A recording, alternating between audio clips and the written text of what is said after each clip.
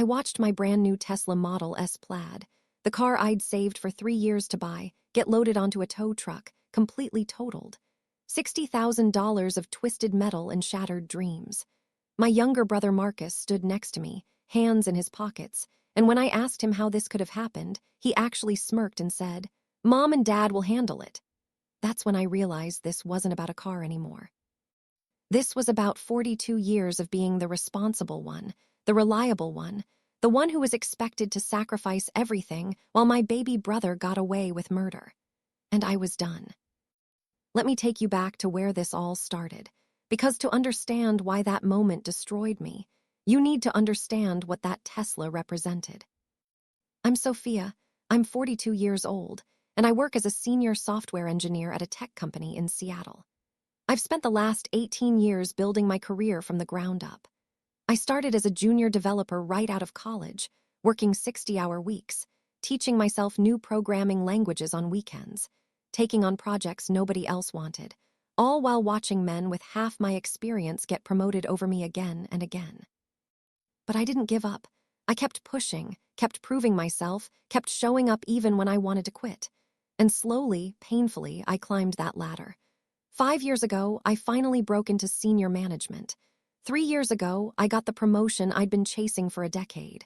The salary that came with it was more money than I'd ever imagined making. For most of my adult life, I'd driven practical, reliable, boring cars. A Honda Civic that lasted me through my 20s. A Toyota Camry that got me through my 30s. I never splurged on myself. Every bonus went into savings. Every raise meant I could finally build that emergency fund financial advisors always talk about. I was responsible. I was careful. I was exactly what my parents had raised me to be. But 3 years ago, I decided I wanted something for myself. Something that wasn't practical or sensible or approved by anyone else. I wanted a Tesla Model S Plaid. The top-of-the-line model. Midnight silver metallic paint. White interior. Every upgrade available. It was beautiful, it was powerful, and it was mine. Not a gift from a boyfriend. Not a hand-me-down from my parents. Not something I went into debt for. I saved for it, every single dollar. I set up a separate savings account and watched it grow month by month. $60,000. It took me 3 years of deliberate saving, but I did it. The day I picked up that car from the dealership, I cried. I sat in the driver's seat, ran my hands over the steering wheel, and felt this overwhelming sense of pride. I'd earned this. Nobody could take it away from me because nobody had given it to me. It was proof that all those years of sacrifice had been worth it. I drove it like it was made of glass for the first month. I parked in the farthest spots in every parking lot. I wouldn't eat or drink anything inside it. I washed it every weekend. My best friend Rachel joked that I loved that car more than most people love their children, and honestly, she wasn't entirely wrong. That Tesla represented freedom, independence, success. It represented every late night I'd worked while my friends were out having fun. Every time I'd been passed over for a promotion and came back even more determined. Every sacrifice I'd made to get where I am. When I drove it, I felt like I'd finally made it. I'd owned it for exactly 4 months when my brother Marcus called me. To understand what happened next, you need to understand my brother and our family dynamic, because that's really what this whole story is about. Marcus is 6 years younger than me. He's 28 now, but in many ways, he's still the baby of the family. And I don't mean that affectionately. Growing up, I was the responsible one, the good student, the one who followed the rules, did her homework without being asked, got straight A's, never caused any trouble. I was the child my parents could count on, and they made sure I knew it. Sophia will handle it became the family motto. Need someone to watch Marcus while Mom and Dad went out? Sophia will handle it. Need someone to help with the family business paperwork? Sophia will handle it. Need someone to co-sign a loan or help pay for something? Sophia will handle it. Marcus, on the other hand, was the fun one, the charming one, the one who could talk his way out of anything. He barely graduated high school because he spent more time partying than studying, but somehow he always landed on his feet. He'd get caught doing something stupid, flash that smile, apologize, and our parents would forgive him instantly. Every single time. When I was Marcus's age, 28, I was already 5 years into my career, had bought my first condo, and was managing a team of developers. I was completely self-sufficient. I hadn't asked my parents for money since college. Marcus, at 28, still lived in our parents' basement. He did probably 15 different jobs since graduating high school, none of them lasting more than a year. He called himself an entrepreneur, but really he just jumped from one failed business idea to another, always convinced the next one would be his big break. And every time one of his ventures failed, our parents bailaid him out. Every single time. This had been the pattern our entire lives. I succeeded through hard work and got a pat on the back. Marcus failed through carelessness and got a check to try again. I learned early on that achievement in our family was expected from me and optional for Marcus. And the crazy thing is, I enabled it too. I made excuses for him. I defended him to my friends when they'd point out how spoiled he was. I told myself that everyone's family has their dynamics, and this was just ours. I convinced myself that I didn't mind being the responsible one because that's what big sisters do. But deep down, somewhere I didn't like to look, I resented it. I resented that my accomplishments were treated as inevitable, while his smallest efforts were celebrated like miracles. I resented that I'd put myself through college with loans and part-time jobs, while my parents paid for Marcus's 2 failed attempts at community college. I resented that I was expected to have my life together, while Marcus was allowed to still be, finding himself, at almost 30. But I never said anything, because that's what good daughters do, right? They keep the peace. They don't rock the boat. They smile and nod and pretend everything is fine. Until the day Marcus called me about the Tesla. It was a Tuesday afternoon in March when Marcus called me. I was in the middle of a code review at work, so I almost didn't answer. But I did, and I wish I hadn't. "Hey, Soph," he said, using the nickname only he called me. He sounded upbeat, casual. "I need a huge favor." I should have known right then. Nothing good ever starts with, "I need a huge favor." "What's up?" I asked, minimizing my work screen. "So, you know how I've been working on that startup idea? The app that connects freelance graphic designers with small businesses." This was his latest venture. He'd been talking about it for 3 months. I'd heard the pitch probably a dozen times. Like all his other ideas, it sounded good in theory but had no real business plan behind it. "Yeah," I said carefully. "Well, I finally got a meeting with a potential investor. A real one, Sophia. This guy has money and he's actually interested. But here's the thing, the meeting is tomorrow and my car is in the shop. Something with the transmission. And I really need to make a good impression. I need to show up looking successful, you know."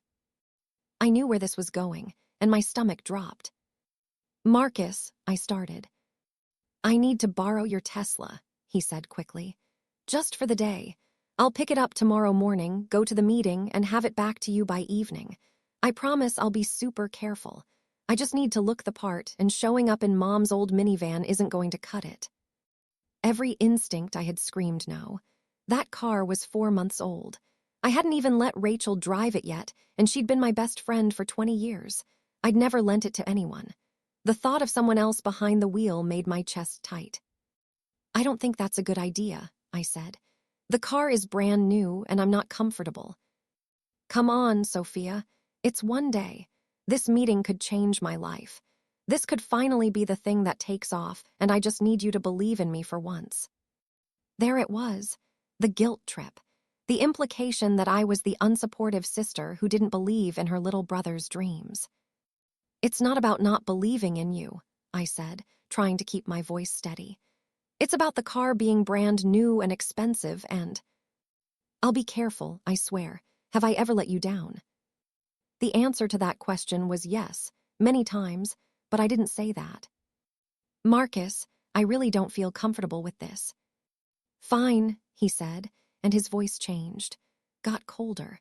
"I'll just tell this investor I can't make it because my sister wouldn't help me out.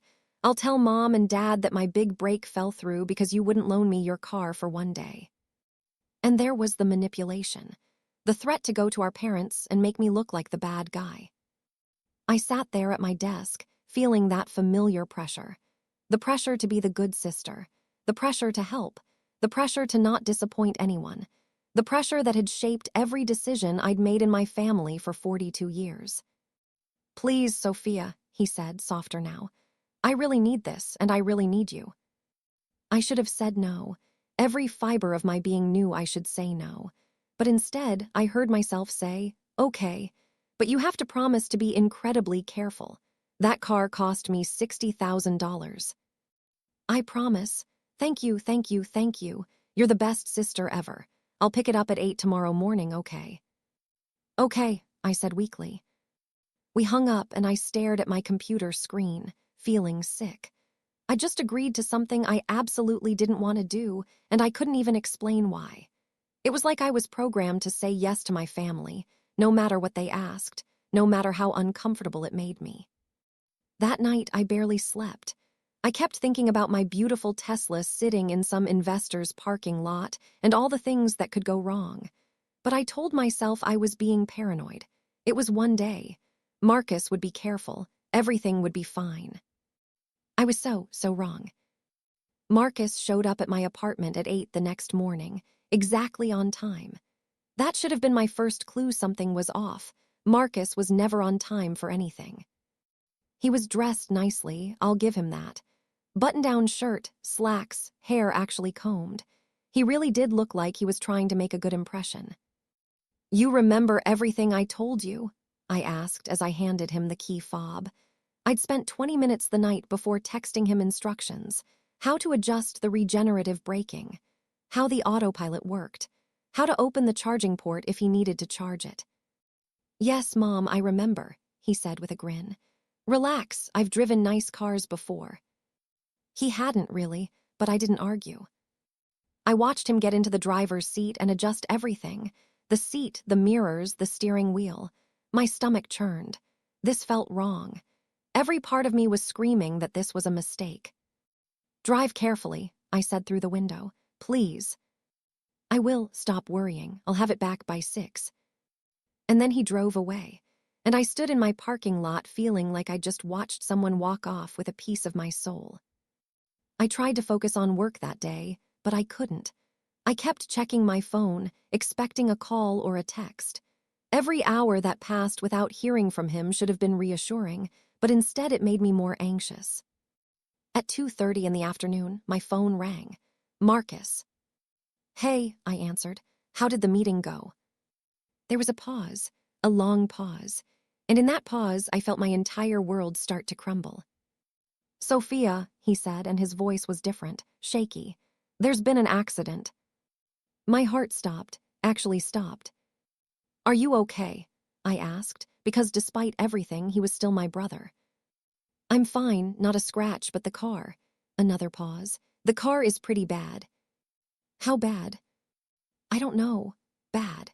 The airbags went off and there's damage to the front end, and the side, and the insurance company is here and—" "What happened?" I demanded. My hands were shaking so hard I could barely hold the phone. I was coming back from the meeting, which went great, by the way, and I was on the highway and this truck just came out of nowhere and— "Marcus, what exactly happened?" "I was changing lanes," he admitted quietly. "And I didn't see this truck in my blind spot, and when I merged, we collided. The Tesla spun out and hit the median, and then another car hit the back end." I couldn't breathe. I literally could not get air into my lungs. "You were changing lanes without checking your blind spot?"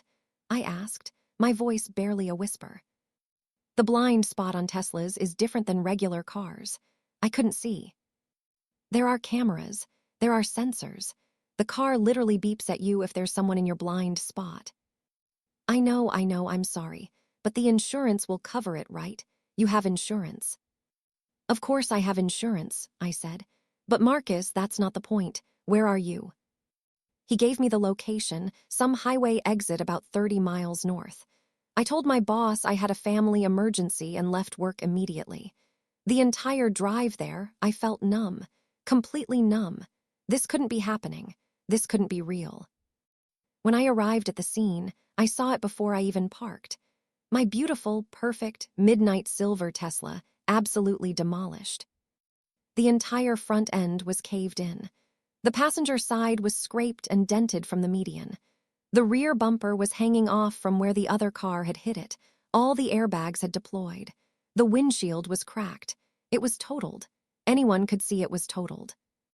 I got out of the Uber and just stood there, staring at it. 4 months. I'd owned my dream car for 4 months. Marcus was talking to a police officer. When he saw me, he jogged over. "Sophia, I'm so sorry," he started. I couldn't even look at him. I walked past him to the car, ran my hand over the destroyed hood, and felt tears streaming down my face. All those years of saving, all that work, all that sacrifice, gone, because my brother couldn't be bothered to check his blind spot. "The insurance adjuster said they'll send someone out tomorrow," Marcus said behind me. "And Mom and Dad said they'll help with whatever the insurance doesn't cover." I turned around slowly. "What?" "I called Mom and Dad. They said not to worry, that they'll help make this right." "You called Mom and Dad before you even told me how bad it was." "I needed to talk to someone," he said defensively. "It's my car, Marcus. My car that I bought with my money." "I know, and I feel terrible. But it was an accident. I didn't mean for this to happen." "An accident?" He said it like it was an unavoidable act of God, not the direct result of his carelessness and negligence. The police officer came over and asked me some questions. I answered them robotically. My insurance information. My statement about lending the car. Yes, my brother had permission to drive it. No, I didn't want to press charges. The tow truck arrived. I watched them load my destroyed Tesla onto the flatbed. $60,000, 3 years of saving, 4 months of ownership. Gone. And then Marcus said the words that changed everything. We were standing on the side of the highway, watching the tow truck driver secure the car. I was crying silently. Marcus had his hands in his pockets, rocking back on his heels. "Well," he said, almost conversationally, "at least you got to enjoy it for a few months, right? And like I said, Mom and Dad will handle it. They already said they'd help you get a new one." I turned to look at him, and that's when I saw it. The smirk. This tiny, almost imperceptible smirk on his face. Like this was mildly inconvenient, but ultimately not a big deal. Like my destroyed dream car was just another mess that someone else would clean up for him. "Mom and Dad will handle it," I repeated slowly. "Yeah," he said, shrugging. "They said they'd talk to their insurance guy and see about helping with a down payment on a replacement or whatever you need." Something inside me snapped. "Get a ride home with the police officer," I said, my voice ice cold. "Don't call me, don't text me, don't contact me at all." Marcus's smirk faded. "What? Sophia, come on." "I'm not kidding, Marcus. Get away from me right now." "You're being dramatic. It was an accident." "An accident that happened because you were too careless and entitled to check your blind spot before changing lanes in my $60,000 car that I specifically told you to be careful with." "The blind spot thing wasn't my fault. The car." "Stop," I said, holding up my hand. "Stop making excuses. Just stop. Do you have any idea what you've done? Do you have any idea what that car meant to me?" "It's just a car, Sophia." "Just a car." "Get away from me," I whispered. "Right now." He must have heard something in my voice because he actually backed up. "Fine, but you're going to forgive me eventually. You always do." And he walked away, pulled out his phone and called someone for a ride.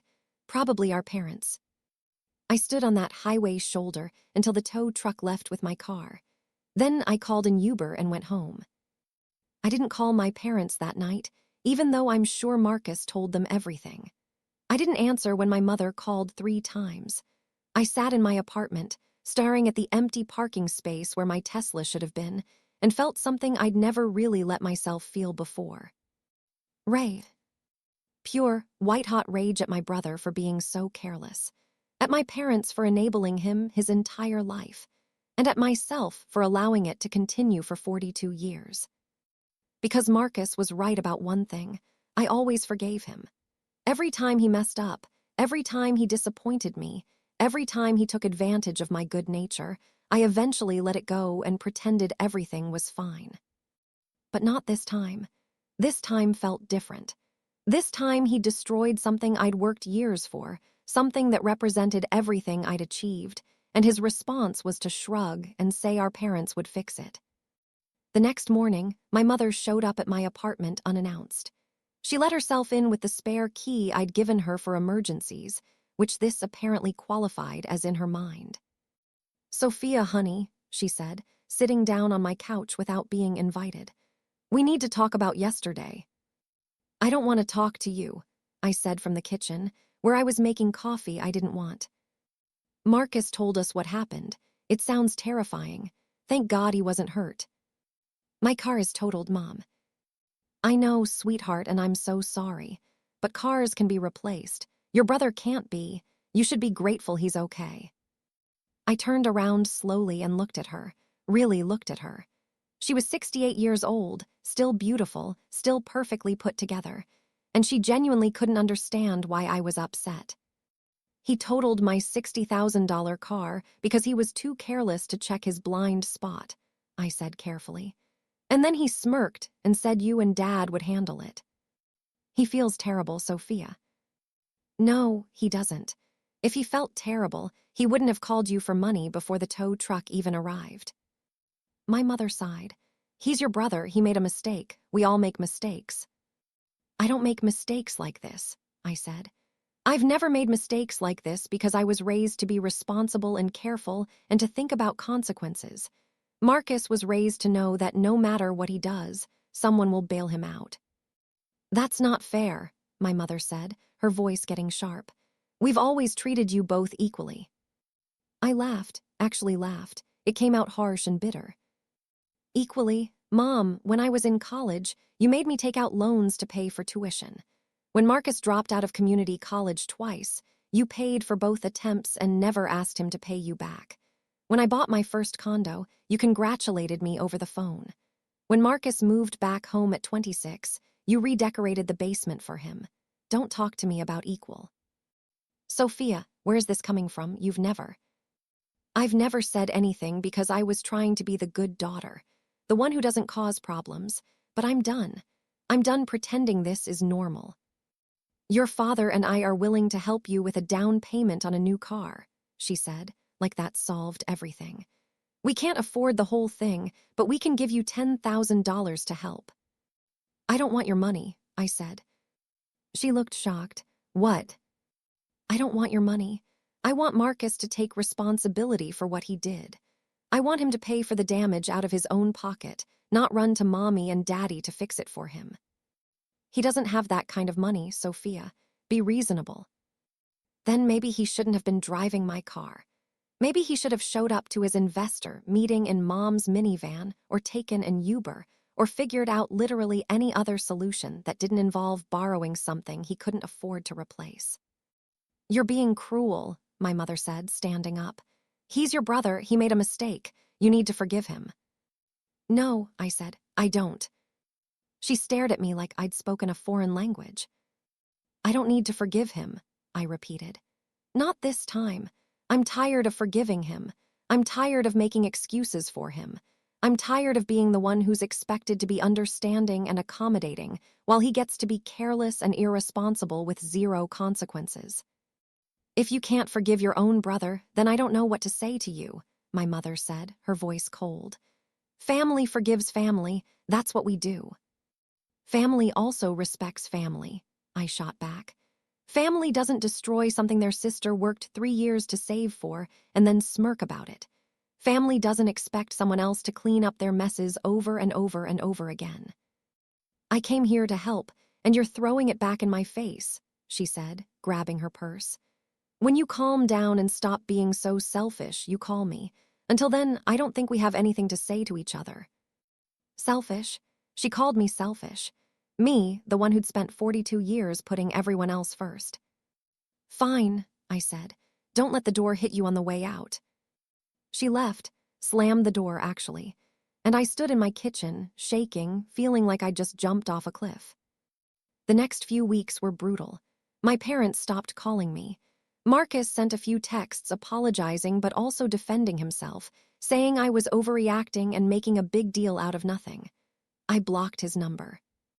My insurance covered most of the car's value, but not all of it. I lost about $15,000 total when you factored in the gap between what they paid out and what I'd paid for the car. $15,000 just gone. I could have accepted my parents' offer to help. $10,000 would have covered most of the loss. But I didn't, because accepting that money would have meant forgiving Marcus without him facing any real consequences. It would have meant going back to the old pattern of me sacrificing and him skating by. So I took the financial hit. I bought a used car with the insurance money, nothing fancy, just reliable transportation. And I started going to therapy. My therapist, Dr. Chen, helped me understand something I'd never really grasped before. I'd spent my entire life being the parentified child, the responsible one, the one who took care of everyone else's emotions and needs while ignoring my own. And my family had let me do it because it was convenient for them. Do you know what the smirk was? Dr. Chen asked me during one session. It was the mask dropping. For just a moment, Marcus let you see how he really felt. Not guilty, not sorry, just inconvenienced. Because he's never had to face real consequences, so why would this be any different? She was right. That smirk was the truth. Everything else, the apologies, the I feel terrible, that was just the script he knew he was supposed to follow. But the smirk was real. My extended family got involved, of course. Aunts and uncles calling to tell me I was tearing the family apart over a car. Cousins messaging me on Facebook saying I was being too harsh, that Marcus was young and mistakes happen. My grandmother actually told me I was being unchristian by not forgiving my brother. Nobody seemed to understand that this wasn't about the car. The car was just the final straw. This was about 42 years of being treated like my achievements didn't matter as much as his potential. About being expected to constantly sacrifice while he was allowed to be perpetually irresponsible. Rachel was the only one who got it. "You're not mad about the car," she said when we met for coffee about a month after the accident. "You're mad about everything the car represented, and you're mad that your family can't see the difference." She was exactly right. My father called me after 6 weeks of silence. Not to apologize, but to tell me that Marcus had lost out on another job opportunity and was struggling financially, and couldn't I please just forgive him and help him get back on his feet? "No," I said, "I can't and I won't." "He's your brother," my father said, using the same line my mother had used. "And I'm your daughter," I replied. "But you've never expected him to sacrifice for me the way you expect me to sacrifice for him." He didn't have an answer for that. 3 months after the accident, I got a text from an unknown number. It was Marcus, texting from a friend's phone since I'd blocked him. "I need to talk to you. It's important, please." Against my better judgment, I agreed to meet him for coffee. Neutral ground, public place. He looked different, thinner, tired. His usual cocky demeanor was gone. "Thank you for meeting me," he said as we sat down. "What do you want, Marcus?" I wanted to apologize, really apologize, not the half-assed apologies I sent before. I waited. "I've been doing some thinking," he continued. "And I talked to a therapist. Yeah, I know, shocking, and I realized I've been a terrible brother to you."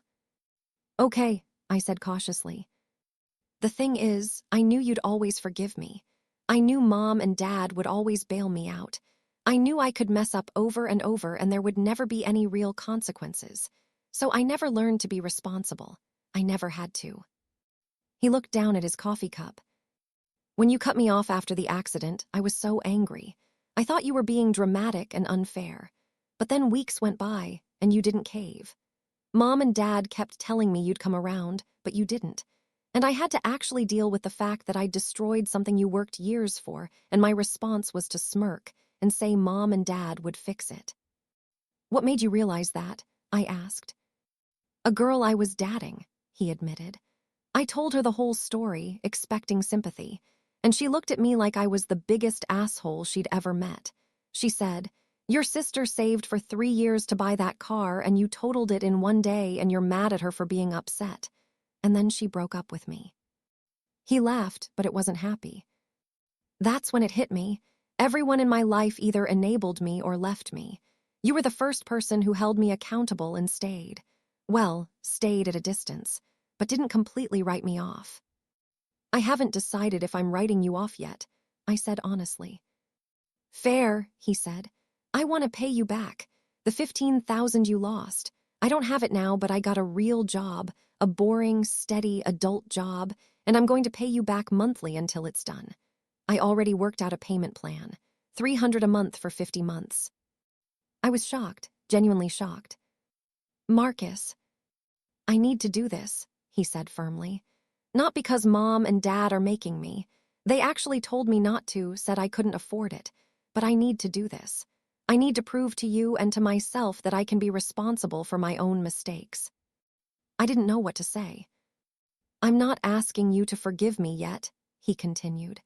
I know I don't deserve that, but I'm asking you to give me a chance to actually make this right, to be the brother you deserved all along. We sat there in silence for a long moment. Okay, I finally said. Send me the first payment and we'll go from there. He nodded, relief washing over his face. We didn't hug. We didn't suddenly have a beautiful reconciliation moment, but it was a start. It's been 8 months since Marcus totaled my Tesla. He's made 8 payments, exactly on time, $300 every single month. We have coffee once a month now, slowly rebuilding something that might eventually resemble a healthy sibling relationship. My relationship with my parents is still strained. They think I was too hard on Marcus. They don't understand why I won't just accept their help and move on. But I've learned that I can't control whether they understand. I can only control my own boundaries and my own choices. I bought another car eventually, not a Tesla, just a reliable sedan. And you know what? I don't love it the way I loved that Tesla, but I also don't mourn it the way I thought I would. Because I realized that car was never really about the car. It was about proving to myself that I deserved nice things, that I'd earned them. And I don't need a $60,000 car to know that anymore. The whole experience taught me something crucial. Sometimes the most loving thing you can do for someone is refuse to enable them. Sometimes holding someone accountable is harder than forgiving them, but it's also more important. Marcus is learning to be responsible for the first time in his life, and it's hard for him, but he's doing it. And my parents are slowly coming to terms with the fact that I'm not the same daughter I was a year ago. I'm not the one who automatically says yes. I'm not the one who prioritizes peace over my own well-being. I'm the one who knows her worth. Who knows that being the responsible one doesn't mean being the doormat? Who knows that family doesn't mean tolerating disrespect or carelessness just to avoid conflict? That smirk Marcus gave me on the side of the highway, Mom and Dad will handle it, was the most painful and most valuable gift he could have given me. Because it showed me exactly how my family saw me, as someone who would always absorb the damage and ask for nothing in return. And I decided I was done being that person. If you've ever been the responsible one in your family, the one everyone counts on to sacrifice and forgive and enable, I want you to know it's okay to stop. It's okay to set boundaries. It's okay to say no. It's okay to demand respect and accountability, even from the people who have never given it to you. Your worth isn't determined by how much you're willing to lose for other people. Your love isn't proven by how much bad behavior you'll tolerate. Sometimes the most loving thing you can do is say, no more. And sometimes the most important relationship you'll ever repair is the one with yourself. So here's my question for you. Are you the responsible one in your family? Have you ever had to choose between keeping the peace and standing up for yourself? What did you choose? I'd love to hear your stories in the comments below. And if you're currently struggling with this, know that you're not alone. Sometimes it takes losing something precious to realize how much you've been giving away for free. Thanks for listening to my story. I'll see you in the next video.